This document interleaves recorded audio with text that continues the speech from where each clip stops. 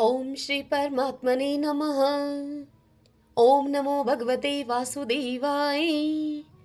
आज श्रीमद् भागवत महापुराण तृतीय स्कंद के अध्याय 28 और 29 की पावन कथा में हम आज सुनेंगे अष्टांग योग की विधि, भक्ति का मर्म और काल की महिमा। आज के पावन दिन हम इस पावन कथा का रसपान करेंगे। ओम श्री कृष्णाय नमो नमः। कपिल भगवान देवहूति अर्थात अपनी माता से कहते हैं, हे माता जी, अब मैं तुम्हें सबीज अर्थात देह स्वरूप के अवलंबन से युक्त योग का लक्षण बताता हूँ, जिसके द्वारा चित्त शुद्ध एवं प्रसन्न होकर परमात्मा के मार्ग में प्रवृत्त हो जाता है।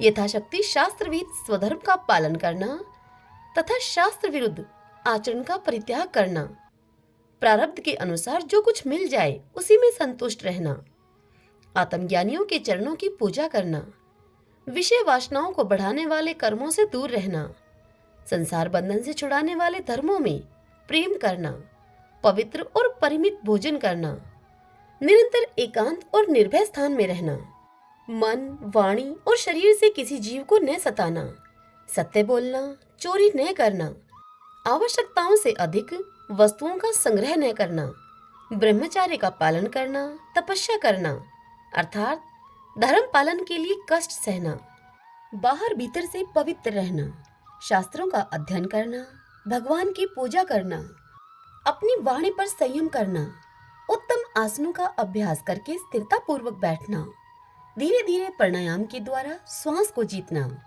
इंद्रियों को मन के द्वारा विषयों से हटाकर अपने हृदय में लेकर जाना, मूलाधार आदि किसी एक केंद्र में मन के सहित प्राणों को स्थिर करना, निरंतर भगवान की लीलाओं का चिंतन और चित्त को सम्माहित करना, इनसे तथा व्रत, दान आदि एक दूसरे साधनों से भी सावधानी के साथ प्राणों को जीतकर बुद्धि के द्वारा अपने कुमार्गगामी दुष्ट चित्त को धीरे धीरे एकाग्र करें, परमात्मा के ध्यान में लगावें। पहले आसन को जीतें, फिर प्राणायाम के अभ्यास के लिए पवित्र देश में कुश, मृग चर्म आदि से युक्त आसन बिछावें। उस पर शरीर को सीधा और स्थिर रखते हुए सुख पूर्वक बैठकर अभ्यास करें। आरंभ में बाएं नासिका से पूरक, कुंभक और रेचक करें। फिर इसके बाद विपरीत दाहिनी नासिका से प्राणायाम करके प्राण के मार्ग का शोधन करें, जिससे कि चित्त स्थिर और निश्चल हो जाए। जिस प्रकार वायु और अग्नि से तपाया हुआ सोना अपने मैल को त्याग देता है, उसी प्रकार जो योगी प्राणवायु को जीत लेता है, उसका मन बहुत शीघ्र शुद्ध हो जाता है। अतः योगी को उचित है कि प्राणायाम से वात पित्त आदि जनित दोषों को, धारणा से पापों को, प्रत्याहार से विषयों के संबंध को और ध्यान से भगवद्विमुख करने वाले राग द्वेष आदि दुर्गुणों को दूर करे। जब योग का अभ्यास करते करते चित्त निर्मल और एकाग्र हो जाए, तब नासिका के अग्रभाग में दृष्टि जमाकर इस प्रकार भगवान की मूर्ति का ध्यान करें। भगवान का मुख कमल आनंद से प्रफुल्ल है, नेत्र कमल कोश के समान रत्नारे हैं, शरीर नील कमल दल के समान श्याम है, हाथों में शंख, चक्र और गदा धारण किए हुए हैं, कमल की केसर के समान पीला रेशमी वस्त्र लहरा रहा है, वक्षस्थल में श्रीवत्स का चिन्ह है और गले में कौस्तुभ मणि झिलमिला रही है। वनमाला चरणों तक लटकी हुई है, जिससे कि चारों ओर भौरे सुगंध से मतवाले होकर मधुर गुंजार कर रहे हैं। अंग प्रत्यंग में महामूल्य हार, कंकण, किरीट, भुजबंद और नुपुर आदि आभूषण विराजमान हैं। कमर में करधनी की लड़ियां उसकी शोभा को बढ़ा रही हैं। भक्तों के हृदय कमल ही उनके आसन हैं। उनका दर्शनीय श्याम सुंदर स्वरूप अत्यंत शांत एवं मन और नैनों को आनंदित करने वाला है। उनकी अति सुंदर किशोर अवस्था है। वे भक्तों पर कृपा करने के लिए आतुर हो रहे हैं। बड़ी मनोहर झांकी है। भगवान सदा संपूर्ण लोकों से वंदित हैं। उनका पवित्र यश परम कीर्तनीय है और वे राजा बलि आदि परम यशस्वियों के भी यश को बढ़ाने वाले हैं। इस प्रकार श्री नारायण देव का संपूर्ण अंगों के सहित तब तक ध्यान करें जब तक कि चित्त वहां से हटे नहीं। भगवान की लीलाएं बड़ी दर्शनीय हैं। अतः अपनी रुचि के अनुसार खड़े हुए, चलते हुए, बैठे हुए, पौधे हुए अथवा अंतर्यामी रूप में स्थित हुए उनके स्वरूप का विशुद्ध भावयुक्त चित्त से चिंतन करें। इस प्रकार योगी जब यह अच्छी तरह से देख ले कि भगवत विग्रह में चित्त की स्थिति हो गई है, तब वह उनके समस्त अंगों में लगे हुए चित्त को विशेष रूप से एक एक अंग में लगावे। भगवान के चरण कमलों का ध्यान करना चाहिए। वे वज्र, अंकुश, ध्वजा और कमल के मंगलमय चिन्हों से युक्त हैं तथा अपने उभरे हुए लाल लाल शोभा में नक्षचंद्र मंडल की चंद्रिका से ध्यान करने वालों के हृदय के अज्ञान रूप घोर अंधकार को दूर कर देते हैं। इन्हीं के धोवन से नदियों में श्रेष्ठ श्री गंगा जी प्रकट हुई थी, जिनके पवित्र जल को मस्तक पर धारण करने के कारण स्वयं मंगल रूप श्री महादेव जी और भी अधिक मंगलमय हो गए। ये अपना ध्यान करने वालों के पाप रूप पर्वतों पर छोड़े हुए इंद्र के वज्र के समान हैं। भगवान के इन चरण कमलों का चिरकाल तक चिंतन करें। हे माता जी, भव भयहारी अजन्मा श्री हरि की दोनों पिंडलियों एवं घुटनों का ध्यान करें, जिनको विश्व विधाता ब्रह्मा जी की माता सुरवंदिता कमल लोचना लक्ष्मी जी अपनी जांघों पर रखकर अपने कांतिमान कमर किसलयों की कांति से लाड़ लड़ाती रहती हैं। भगवान की जांघों का ध्यान करें, जो अलसी के फूल के समान नीलवर्ण और बल की निधि हैं तथा गरुड़ जी की पीठ पर शोभायमान हैं।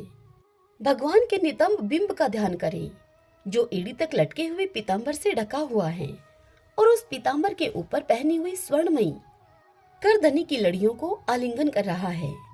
संपूर्ण लोकों के आश्रय स्थान भगवान के उदर देश में स्थित नाभि सरोवर का ध्यान करें।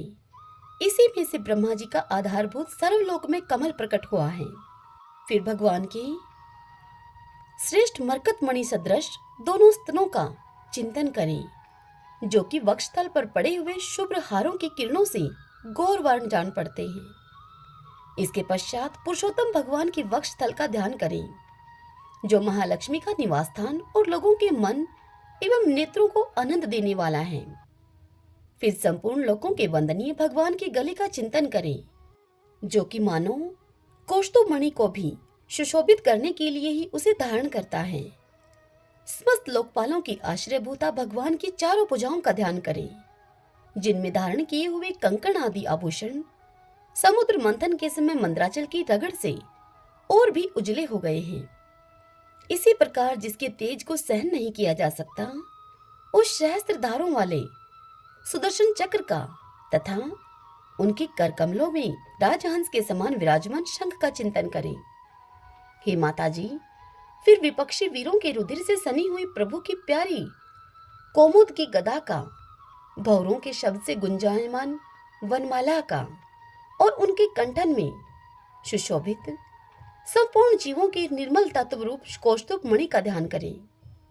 भक्तों पर कृपा करने के लिए ही यहाँ साकार रूप धारण करने वाले श्री हरि के मुख कमल का ध्यान करें, जो सुदर्शन नासिका से सुशोभित हैं और झिलमिलाते हुए मकराकृत कुंडलों के हिलने से अतिशय प्रकाशमान स्वच्छ कपोलों के कारण बड़ा ही मनोहर जान पड़ता है। काली काली घुंघराली अलकावली से मंडित भगवान का मुखमंडल अपनी छवि के द्वारा भ्रमरों से सेवित कमलकोश का भी तिरस्कार कर रहा है और उसके कमल सदृश विशाल एवं चंचल नेत्र उस कमलकोश पर उछलते हुए मछलियों के जोड़े की शोभा को मात कर रहे हैं। उन्नत भ्रूलताओं से सुशोभित भगवान के ऐसे मनोहर मुखारविंद की मन में धारणा करके आलस्य रहित होकर उसी का ध्यान करें।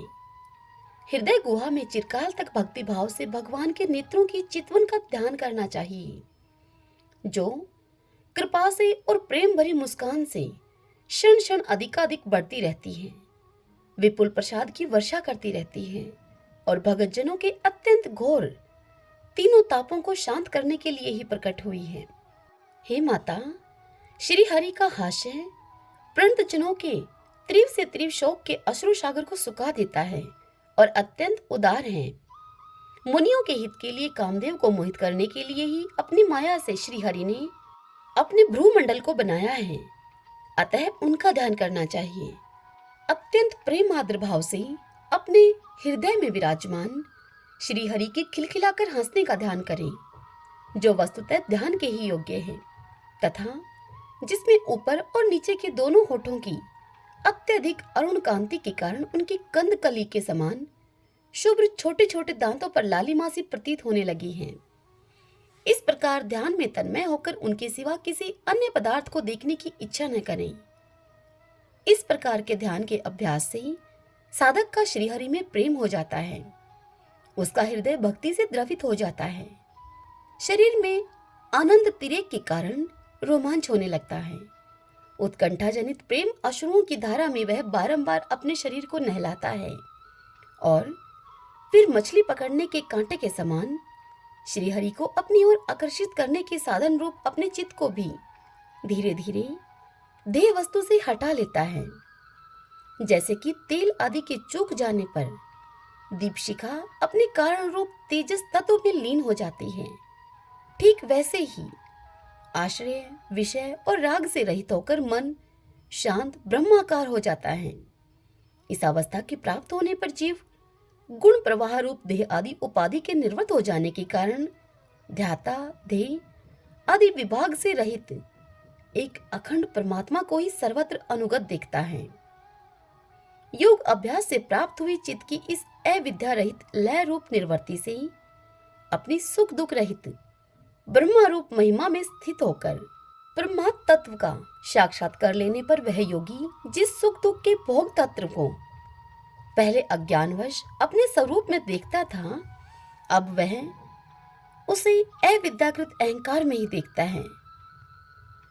जिस प्रकार मदिरा के मद से मतवाले पुरुष को अपनी कमर पर लपेटे हुए वस्त्र के रहने या गिरने की कुछ भी सुधि नहीं रहती, ठीक उसी प्रकार चरम अवस्था को प्राप्त हुए सिद्ध पुरुष को भी अपनी देह के बैठने, उठने अथवा दैववश कहीं जाने या लौट आने के विषय में कुछ भी ज्ञान नहीं रहता, क्योंकि वह अपने परम आनंदमय स्वरूप में स्थित है।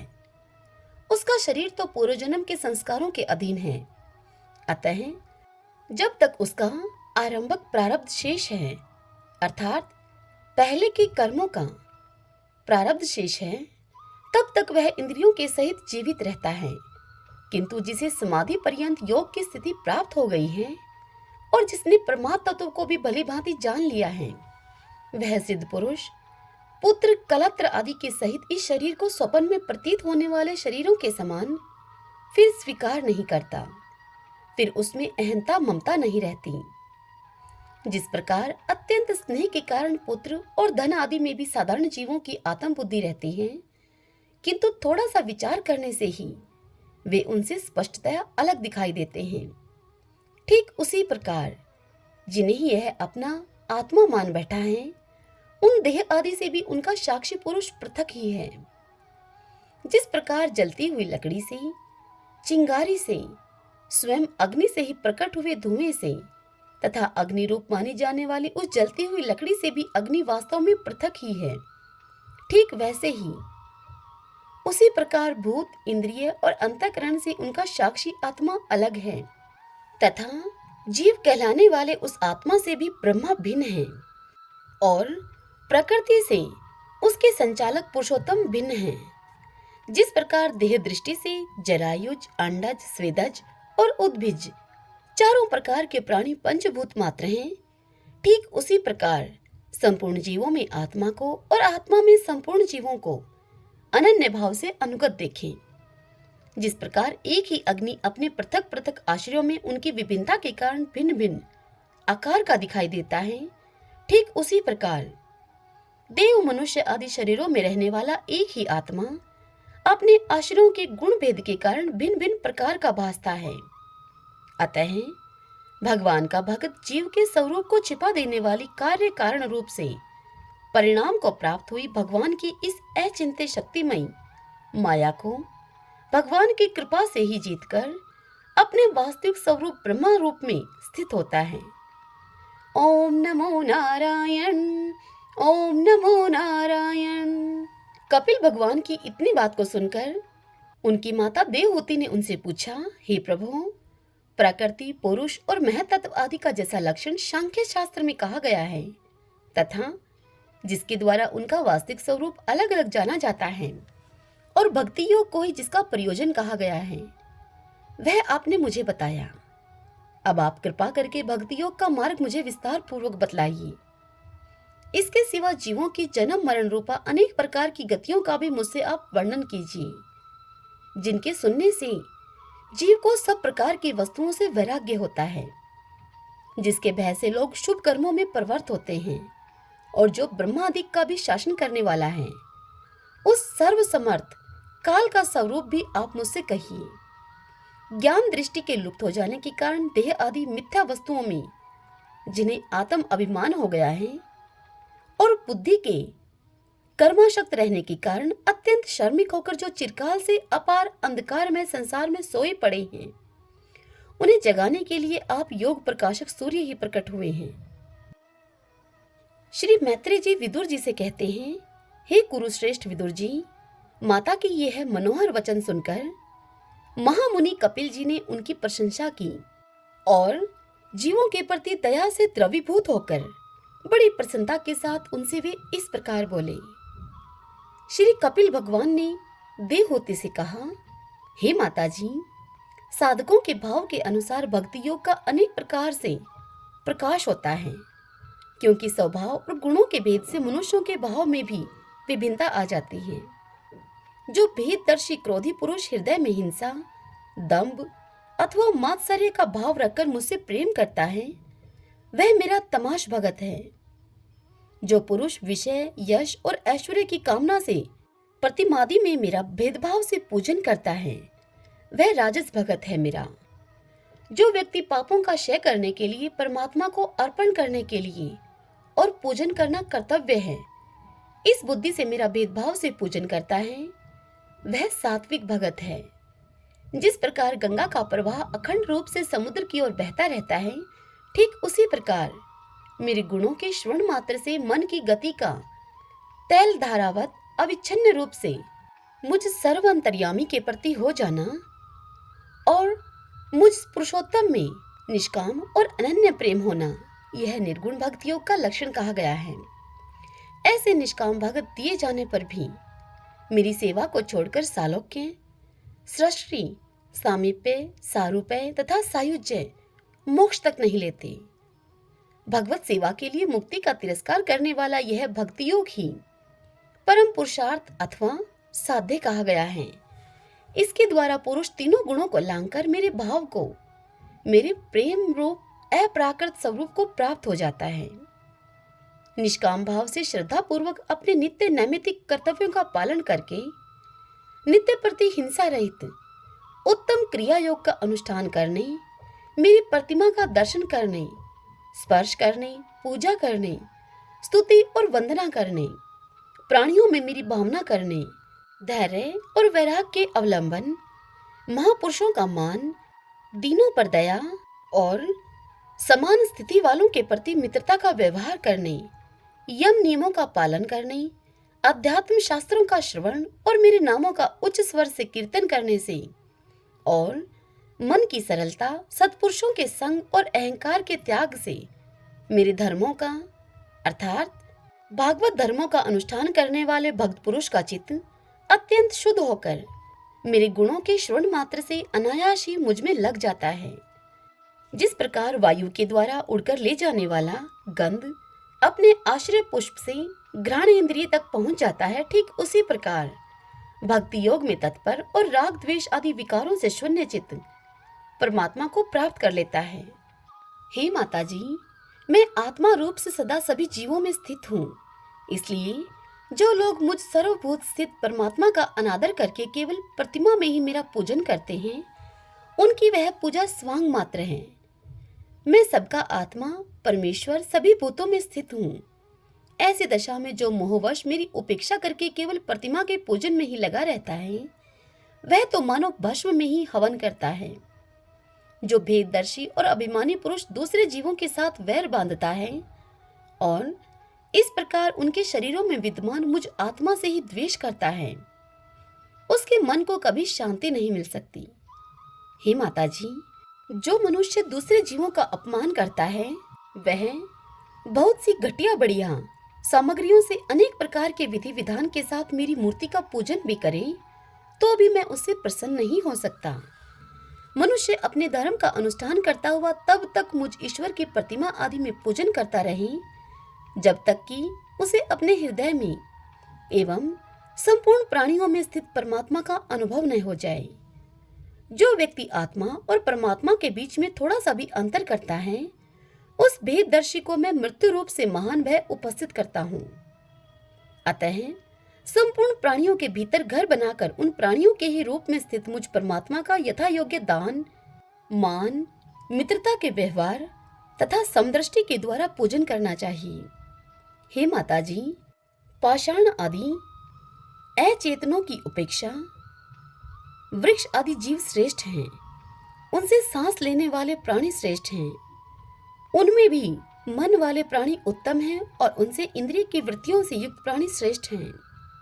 सनेन्द्रिय प्राणियों में भी केवल स्पर्श का अनुभव करने वालों की अपेक्षा रस का ग्रहण कर सकने वाले मत्स्य आदि उत्कृष्ट हैं तथा रसवेताओं की अपेक्षा गंध का अनुभव करने वाली भ्रमर आदि और गंध का ग्रहण करने वालों से भी शब्द का ग्रहण करने वाले सर्प आदि श्रेष्ठ हैं। उनसे भी रूप का अनुभव करने वाले काक आदि उत्तम हैं और उनकी अपेक्षा जिनके ऊपर नीचे दोनों ओर दांत होते हैं वे जीव श्रेष्ठ हैं।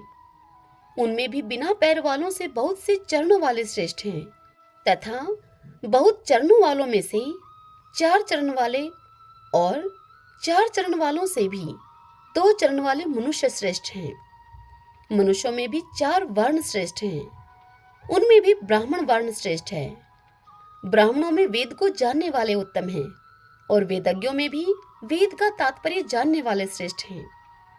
तात्पर्य जानने वालों से संशय निवारण करने वाले और उनसे भी अपने वर्ण आश्रमोचित धर्म का पालन करने वाले तथा उनसे भी आसक्ति का त्याग और अपने धर्म का निष्काम भाव से आचरण करने वाले श्रेष्ठ हैं।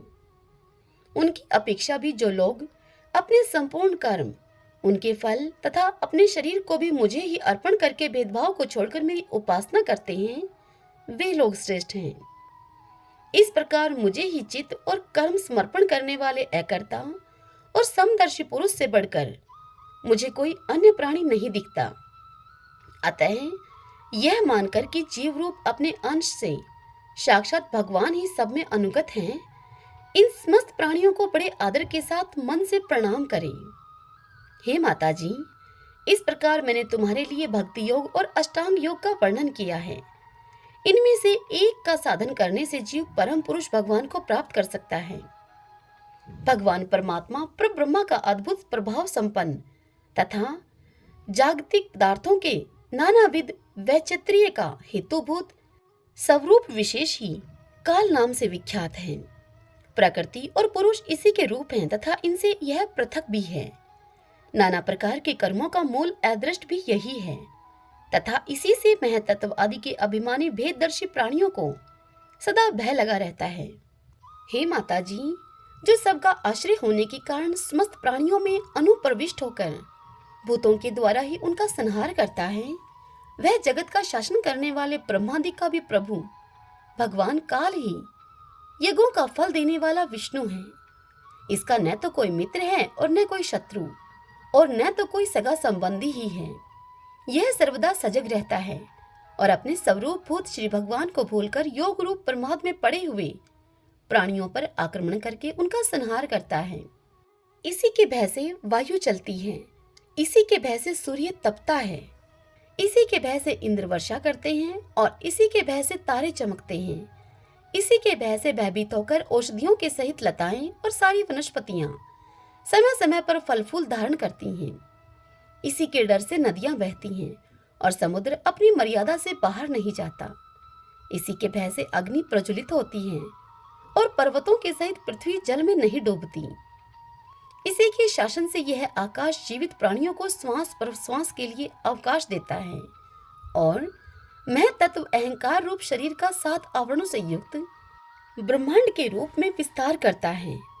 इस काल के ही भय से सतव आदि गुणों के नियामक विष्णु आदि देवगण, जिनके अधीन यह सारा चराचर जगत है, वे अपने जगत रचना आदि कार्यों में युग कर्म से तत्पर रहते हैं।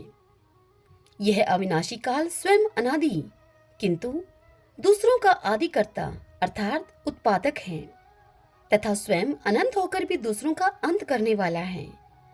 यह पिता से पुत्र की उत्पत्ति कराता हुआ सारे जगत की रचना करता है और अपनी संहार शक्ति मृत्यु के द्वारा यमराज को भी मरवाकर इसका अंत कर देता है। हरि ओम तत्सत। ओम नमो नारायण। ओम नमो नारायण। भगतजनों, आज की यह कथा यहीं समाप्त होती है। कल इससे आगे की कथा में हम सुनेंगे देह गेह में आसक्त पुरुषों की अधोगति का वर्णन तथा मनुष्य योनि को प्राप्त हुई जीव की गति का वर्णन। कल हम इस पावन कथा का रसपान करेंगे। इस कथा को सुनने के पश्चात कमेंट बॉक्स में जय श्री कृष्णा लिखिएगा।